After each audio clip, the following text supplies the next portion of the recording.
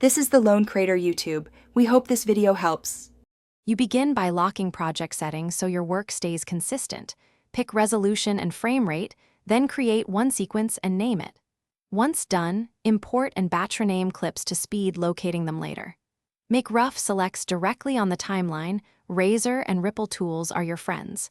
Use bins to separate footage, audio, and assets so you never hunt. Make sure autosave is active. It prevents lost time. This rapid setup lets you move into editing with clarity and fewer mistakes. You now focus on rhythm and clarity. Start by trimming with J and K for precise and slash-out adjustments. Nudge clips by one frame to fix sync. Once the cut feels right, add music and create volume keyframes to duck under speech so dialogue stays intelligible. Color comes next.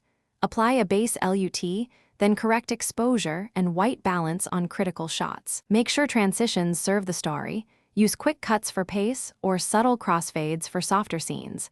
Keep checking playback. You finish by exporting with settings that match delivery. Choose a codec and container that preserve quality and meet platform specs. Before committing, export a short 10-30-second segment to confirm video and audio integrity.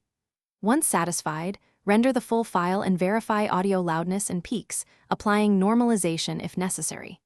If exports fail or show artifacts, clear Clipchamp cache, relink any offline assets, and retry. One key tip: restart the app after relinking. It often resolves stubborn glitches quickly.